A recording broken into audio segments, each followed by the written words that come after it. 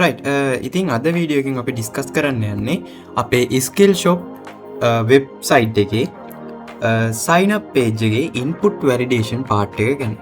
Right ඉතින් අපි මෙතනදී මුලින්ම අපේ සයින් ඉන් පේජ් එකේ තමයි මේ අපි ඉන්නේ. අපි අපේ සයින්අප් පේජ් එකට මූව් වෙමු මෙන්න මේ විදියට.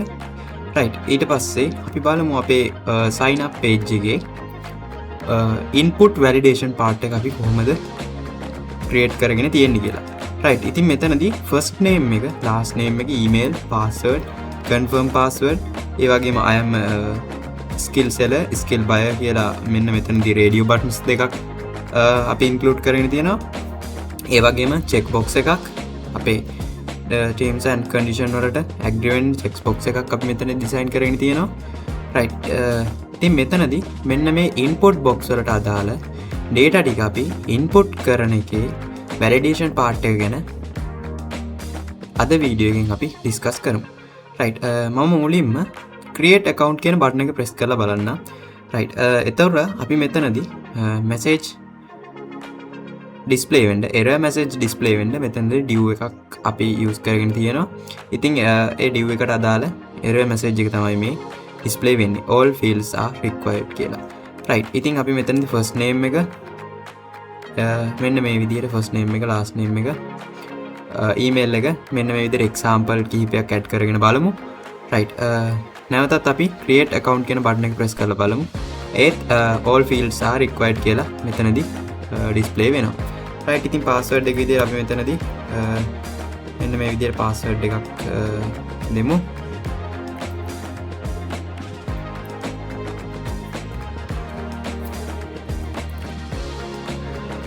රයිට් අපි ඉතින් කන්ෆර්ම් පාස්වර්ඩ් එකටත් රයිට් අපි කන්ෆර්ම් පාස්වර්ඩ් එකට මේ පාස්වර්ඩ් එක දෙන්නේ නැතුව ක්‍රියේට් account කියන බටන් එක ප්‍රෙස් කරලා බලමු. එතකොටත් අපිට all fields are required කියලා ඩිස්ප්ලේ වෙනවා. අපි කන්ෆර්ම් පාස්වර්ඩ් එකටත් මේ පාස්වර්ඩ් එකම දීලා බලපුවාම අපිට සිලෙක්ට් කරන්න කියලා කියනවා අපේ account type එක. ඒ කියන්නේ අපි මේ රේඩියෝ බටන් දෙකෙන් එකක් සිලෙක්ට් කරන්න කියලා කියනවා. රයිට් ඒ රේඩියෝ බටන්ස් දෙකෙන් එකකුත් අපි සිලෙක්ට් කරලා නැවතත් ක්‍රියේට් account කියන බටන් එක ප්‍රෙස් කරලා බලමු. රයිට් එතකොට අපිට ඩිස්ප්ලේ වෙනවා you must agree to the terms and conditions කියලා. අපිට මේ terms and conditions වලට agree වෙන්න වෙනවා. ඒ කියන්නේ අපි මේ check box එක true කරලා ඉන්න වෙනවා. රයිට් ඉතින් මෙන්න මේ විදිහට තමයි අපි අපේ input validation part එක ඩිසයින් කරගෙන තියෙන්නේ. ඒ වගේම මේ page එක අපි responsive විදිහට ඕනම device එකක use කරන්න පුළුවන් විදිහට ඩිසයින් කරගෙන තියෙනවා. right ඉතින් අපි අපේ code එක පැත්තට ගිහින් බලමු අපි මෙන්න මේ sign up page එකේ input validation part එක කොහොමද code කරගෙන තියෙන්නේ කියලා. right ඉතින් අපි අපේ code එක පැත්තට ගියොත් මෙන්න මේ විදිහට තමයි අපි sign up page එකට අදාළ code එක කෝඩ් කරගෙන තියෙන්නේ. ඉතින් මෙතනදී අපි sign up form එක මෙන්න මේ විදිහට කෝඩ් කරගෙන තියෙනවා. මෙතනදී මුලින්ම main div එකක් අපි යොදාගෙන තියෙනවා. ඒ main div එකට sign up form කියලා ID එකක් අපි assign කරගෙන තියෙනවා. right ඒ වගේම අපි මෙතනදී class මේ main div එකේ class එක hidden කරගෙන තියෙනවා. මොකද sign in page එකයි sign up page එකයි දෙකේම ඩිසයින්ස් එකම පේජ් එකේ තමයි අපි ඩිසයින් කරගෙන තියෙන්නේ. රයිට් ඉතින් මෙතනදී create account කියලා අපි මුලින්ම title එක දාගෙන තියෙනවා h2 tag එකක් ඇතුළතදී. ඒ වගේම join thousands of skills sellers and buyers කියලා අපි පොඩි paragraph tag එකක් ඇතුළතදී text එකක් දාගෙන තියෙනවා. රයිට් ඒත් එක්කම මෙතනදී අපි first name එක input කරගන්න අදාළ div එක තමයි මේ තියෙන්නේ. ඉතින් මේ div එකේ අපි label එක දාගෙන තියෙනවා first name. ඒ වගේම අපි input tab එකට මෙන්න මේ විදිහට input box එකට මෙන්න මේ විදිහට ID එකක් දාගෙන තියෙනවා sign up first name කියලා. right ඒත් එක්කම අපි last name එක input කරගන්න අදාළ label එක සහ input box එක මේ විදිහට design කරගෙන තියෙනවා. ඒ වගේම අපි span tag එකක් දාලා මෙන්න මේ විදිහට span tag එකට අපි ID එකක් දාගෙන තියෙනවා අපේ sign up last name error කියලා. මොකද මේ span tag එක අපි use කරලා තියෙන්නේ කවුරුම හරි user කෙනෙක් තමන්ගේ sign up form එක fill කරගෙන යනකොට එයාලගේ input box එකක මොනවා හරි data එකක් input කරන්න බැරි වුණොත් එතනදී එයාලගේ ඉන්පුට් කරන්න බැරි වුණ data එකට අදාළ error එකක් display කරන්න span tag එකක් දාගෙන අපි use කරලා තියෙනවා. right ඒත් එක්කම email එක, ඒ වගේම password input එක, ඒ වගේම confirm password එක මෙන්න මේ විදිහට අපි design කරගෙන තියෙනවා. ඒත් එක්කම අපි account type එක select කරගන්න අදාළ account type එක select කරගන්න අදාළ radio buttons මෙන්න මේ විදිහට යොදාගෙන තියෙනවා.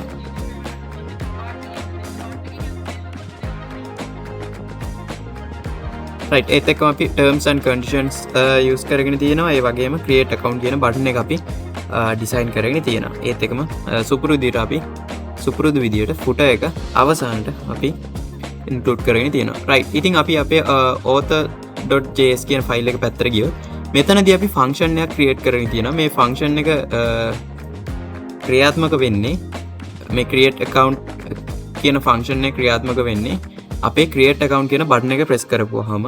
ඉතින් ඒ create account කියන button එක press කරපුවාම අපි මෙන්න මෙතනදී variable set එකක් අපි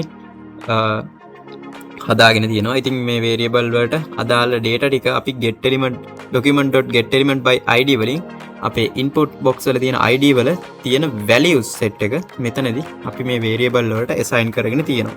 right ඒත් එක්කම අපි මෙතනදී check කරගන්නවා first name එක, last name එක, email එක, password එක සහ confirm password එක check කරගෙන තියෙනවා. මෙතනදී ඒ password validate කියලා check කරගෙන තියෙනවා.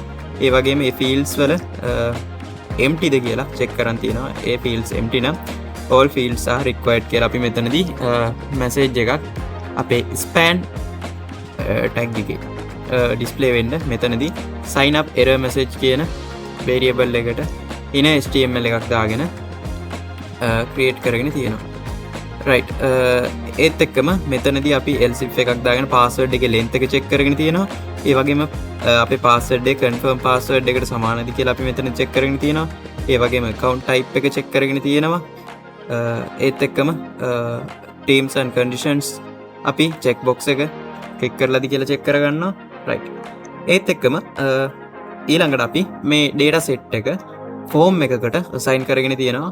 variable එකක් create කරගන්න අපි form කියලා. ඒ form එකට අපි append use කරලා f name කියන එකට first name එකත්, l name කියන එකට last name එකත්, email කියන එකට email එකත්, password එකත් මෙන්න මේ විදිහට අපි assign කරගෙන තියෙනවා. right මෙතනදී අපි account type එක check කරගෙන තියෙනවා.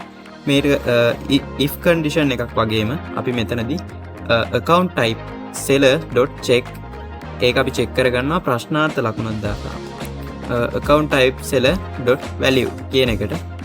ඒ කියන්නේ අපේ account type seller ගේ include කරලා තියෙන value එක ඒ seller ද buyer ද කියන එක check කරගන්න තමයි අපි මෙතනදී මෙන්න මේ code line එක design කරගෙන තියෙන්නේ. right ඒත් එක්කම අපි අපේ terms and conditions ටික මෙතනදී ඒ checks එක append කරගෙන තියෙනවා මේ form එකට.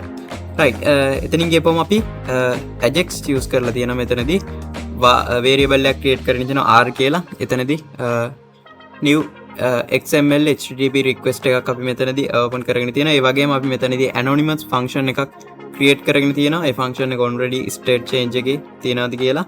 ඒත් එක්කම අපි ඒකට if එකක් දාලා ready state එක 4ද කියලා check කරගෙන තියෙනවා. ready state එක 4 නම් අපේ මේ sign up error message එක class list එක remove වෙන්න ඕන. එහෙම නැත්නම් අපේට එන error එක එතනදී display කරන්න කියලා අපි else එක ඇතුළේදී යොදාගෙන තියෙනවා. ඒත් එක්කම අපි if condition එකක් දාගෙන අපේ status එක 200ද කියලා check කරගන්නවා. එහෙමනම් මෙන්න මේ විදිහට අපේ response එක මෙන්න මේ විදිහට display වෙන්න අපි design කරගෙන තියෙනවා. ඒත් එක්කම අපේ window එක preload වෙලා sign in page එකට move වෙන්න අපි අපේ program එක code කරගෙන තියෙනවා. right ඒත් එක්කම අපි මෙන්න මේ form එක post method එකේ process කියන file එකේ create account process.php කියන file එකට මෙතනදී send කරගෙන තියෙනවා. අපි create account process.php කියන file එකට ගියොත් මෙන්න මේ විදිහට තමයි බලා ගන්න පුළුවන්. අපි මෙතනදී මුලින්ම required කරගෙන තියෙනවා අපි මේ ඉන්න ෆයිල් එකෙන් එලියට ගිහින් ඒ කියන්නේ මෙන්න මේ ඩොට් එක සහ forward slash එකෙන් අපි මේ දැනට මේ create account කියන process කියන ෆයිල් එකෙන් එලියට ගිහින් db කියන folder එකේ connection.php කියන ෆයිල් එක මෙතනදී required කරගෙන තියෙනවා. ඒත් එක්කම අපි අපේ f name එක ඒ වගේම last name එක email එක මෙන්න මේ විදිහට assign කරගෙන තියෙනවා new variable set එකකට. ඒ වගේම අපි මෙතනදී validation part එකක් මෙන්න මේ විදිහට code කරගෙන තියෙනවා. අපේ first name එක empty ද කියලා check කරනවා. එහෙමනම් please enter first name. ඒ වගේම last name එක ඒත් එක්කම email එක ඒ වගේම password එක මෙන්න මේ විදිහට අපි අපේ ඒ data set එක check කරගෙන තියෙනවා. ඒවා empty ද එහෙම නැත්නම් ඒ වගේ validation එක කොහොමද කියලා.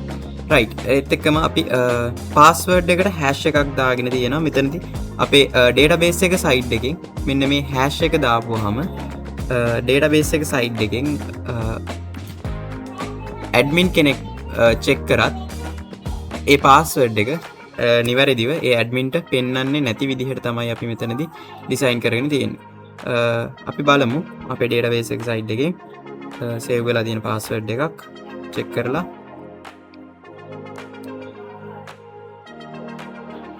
right ඉතින් අපි මේ user කියන profile එකට ගිහිල්ලා user කියන table එකට ගිහිල්ලා අපි data වලට ගිහිල්ලා check කරොත් මෙන්න මේ තියෙන අපේ password එක. ඉතින් මේ password එක කිසිම admin කෙනෙක්ටවත් user කෙනෙක්ටවත් check කරගන්න බෑ. right ඒත් එක්කම අපි මෙතනදී result කියලා variable එකක් create කරගෙන database එකට search query එකක් දාගෙන අපි select කරගෙන තියෙනවා id එක account type කියන table එකේ name එක සමාන වෙන id එක අපි මෙතනදී අරගෙන තියෙනවා. ඒ වගේම මෙතන name එකක් ගන්න නිසා අපි මෙතන name එකේ data type එක විදිහට s අකුර යොදාගෙන තියෙනවා. right ඒ වගේම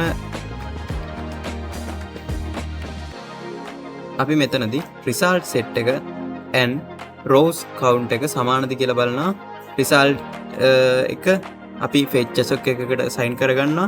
ඒ වගේම account type එකේ account type id කියලා variable එකක් create කරගෙන ඒකට අපි assign කරගෙන දෙනවා row එකේ id එක. එහෙම නැත්නම් අපි else එකක් දාගෙන invalid account type කියලා display වෙන්න error message එකක් display කරනවා.